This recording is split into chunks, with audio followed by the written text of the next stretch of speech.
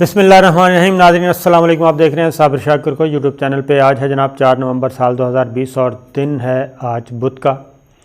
آج آپ سے انتہائی اہم ترین حساس موضوع پہ گفتگو کرتے ہیں اور اس کا تعلق ہے جناب خاتم النبیین محمد مصطفیٰ صلی اللہ علیہ وسلم کی ناموس سے۔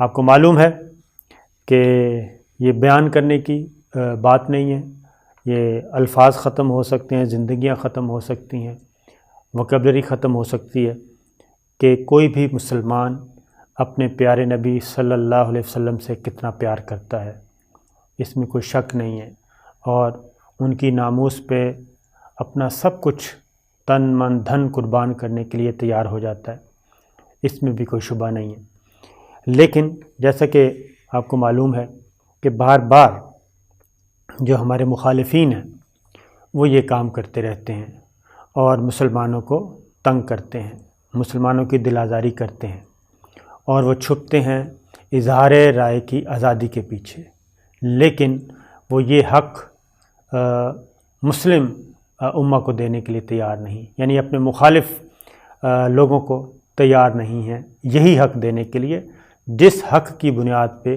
وہ 1.5 ارب مسلمانوں کی دل آزاری کرتے ہیں۔ یہ کسی بھی مذہب میں کسی کو بھی برا بھلا کہنا، گالی گلوچ کرنا، تضحیق کرنا، توہین کرنا، یہ کسی بھی مذہب میں جائز نہیں، لیکن وہ ایک اپنی توجیہ ہے اور ایک کیا کہنا چاہیے، بس ایک بدقسمتی ہے ان کی کہ سب کچھ ہونے کے باوجود خوف زدہ تو ضرور رہتے ہیں وہ، اور خائف رہتے ہیں۔ اور ابھی میں اس طرف آتا ہوں، اور اس کی ایک سب سے بڑی اس میں ستم ظریفی کیا ہے، اس میں یہ ہے کہ متحدہ عرب امارات کے وزیر خارجہ انہوں نے، یہ انور کرکاش ہیں، انہوں نے بالکل ایک کیا کہنا چاہیے، جتنی بھی مذمت کی جائے کم ہے کہ وہ فرانس کے صدر کو سپورٹ کر رہے ہیں۔ اچھا، مزے کی بات ہے کہ فرانس کے صدر اس وقت بیک فٹ پہ گئے ہوئے ہیں، اور جو اس وقت پریشر ڈیولپ ہو رہا ہے اس کی وجہ سے وہ وضاحتیں کر رہے ہیں کہ میری کہنے کا مطلب یہ نہیں تھا، میرے کہنے کا مطلب وہ نہیں تھا۔ وہ واپس آ رہے ہیں اور ان کو احساس کہیں نہ کہیں ہو رہا ہے کہ وہ کچھ زیادہ کر گئے، اور اس لیے اب صورتحال یہ ہے، وہ میں کرتا ہوں کہ یو اے ای کو کیا مصیبت آن پڑی جی کہ وہ بلا وجہ ایک مسلمانوں کے جذبات کے بالکل برعکس ایک موقف اپنائے ہوئے ہیں۔ پھر میں صرف آپ کو میں نے کہا تھا کہ پہلے مسلم ریاستوں میں جہاں کہیں بھی واقعہ ہوتا ہے تو اس کو کبھی بھی مذہبی دہشت گردی سے نہیں جوڑا جاتا۔ ہم بہت محتاط ہوتے ہیں اور یہ نہیں کہتے کہ جناب یہ مذہبی دہشت گردی ہے اور یہ جناب عیسائیوں پہ جوڑ دیا، ہندوؤں پہ جوڑ دیا، نہیں، ایسا نہیں کہتے ہم۔ لیکن ایک واقعہ ہوا ویانا میں، اور ایک دہشت گردی کا واقعہ ہوا، اور اس کے بارے میں اب کیا کہا جا رہا ہے۔ واشنگٹن پوسٹ، میں آپ کو اخبارات کے نام گنوا رہا ہوں، Washington post, B B C news اور گارجین، یہ سب کے سب اس کو کیا کہہ رہے ہیں، اسلامی دہشت گردی، سب کے سب اسلامی دہشت گردی، انڈیپینڈنٹ اسلامی دہشت گردی کا نام اس کو دیا جا رہا ہے۔ اور اکنامک ٹائمز، اس نے تو کرنا ہی کرنا تھا، اس نے بھی اسلامی دہشت گردی کہہ دیا۔ پھر وائس آف جرمنی، اسلامی دہشت گردی، یروشلم پوسٹ، وہ بھی جناب پیش ایک ہے، اور ویانا انٹرنیشنل نیوز ہے جی، وہ بھی اس کو اسلامی دہشت گردی کا نام دے رہے ہیں۔ دی ہندو، اس نے تو کہنا ہی کہنا تھا، اور اس کے بعد ایک اور انڈیا ٹوڈے، وہ بھی یہی بات کر رہے ہیں، یعنی سب کے سب اس کو اسلامی دہشت گردی سے تعبیر کر رہے ہیں، لکھ رہے ہیں اور ثابت کر رہے ہیں، اور اسی نیریٹو کو پوری دنیا میں پھیلایا جا رہا ہے۔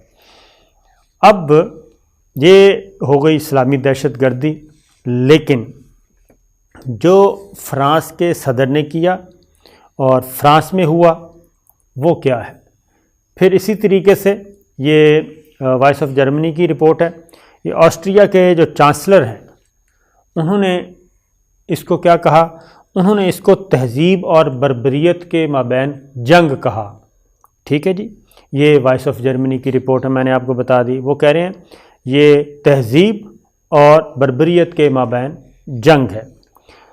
اب سادہ سی بات ہے، آپ بہت زیادہ تہذیب یافتہ ہیں، پڑھے لکھے ہیں، اور آپ کے پاس طاقت بھی ہے، حکومت بھی ہے آپ کی دنیا میں، لیکن یہ کہاں سے ثابت ہوتا ہے جی کہ مسلمانوں کے خلاف جو 1.5 ارب مسلم کمیونٹی ہے، مسلم امہ ہے، ان کے جذبات کو آپ تیغ کریں، ان کو کچل دیں، ان کو مسل دیں، تو وہ تو ہے آزادی اظہار رائے.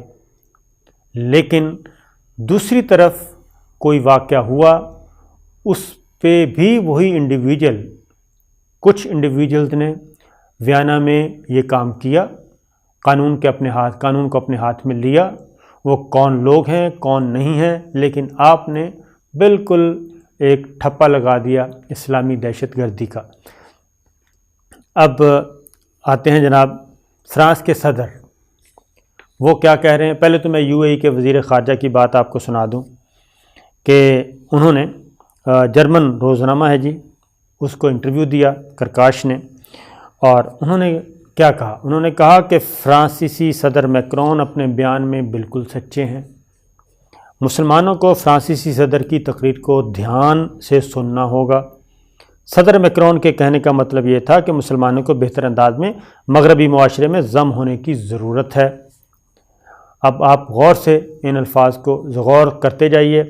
انور کرکاش نے فرانسیسی صدر کے بیان کی مذمت کو مسترد کرتے ہوئے کہا کہ میکرون مسلمانوں کو علیحدہ کرنے کی کسی پالیسی کی بات نہیں کر رہے تھے. اور کیا کر رہے تھے جناب؟ مسلمان فرانسیسی صدر میکرون کے موقف کو قبول کریں جس میں انہوں نے مغربی معاشرے میں انضمام کی ضرورت پر زور دیا. مسلمان اپنی انتہا پسندی اور معاشرے سے کٹ کر رہنے کی پالیسی ترک کریں. فرانسیسی ریاست کو انتہا پسندی کے مقابلے میں متوازی طریقوں کی تلاش کا پورا حق ہے. مغربی ممالک میں مسلمانوں کو بہتر طریقے سے متحد ہونے کی ضرورت ہے. تو بھائی وہ کیا کر رہے ہیں؟ اس کے بعد دیکھیں کہ مسلم کمیونٹی میں فرانس کے صدر کے خلاف غصہ کیوں ہے، یہ ذرا آپ سوچیں. اور ہمارا جو UAE کے وزیر خارجہ ہیں انہوں نے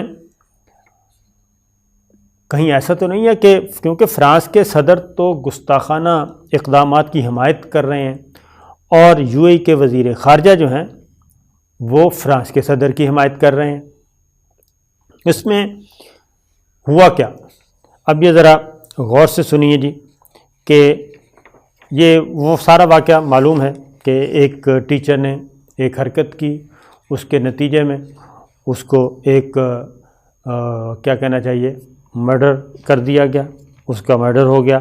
لیکن اس کے بجائے جب فرانس نے بجائے اس کے کہ جناب ان کو قانون کے کٹہرے میں کھڑا کیا جاتا، قانون کے کٹہرے میں نہیں کھڑا کیا گیا بلکہ ان کو وہیں پہ گولیاں مار دی گئیں، ماورائے عدالت اس کا قتل ہو گیا. اور ماورائے عدالت قتل کرنے کے بعد جو مسجد تھی وہ سیل کر دی گئی.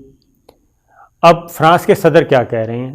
میں ایک بار پھر جس کی حمایت کی ہے UAE کے وزیر خارجہ نے، اسلام پوری دنیا میں بحران کا مذہب بن چکا ہے، یہ میکرون کہہ رہے ہیں.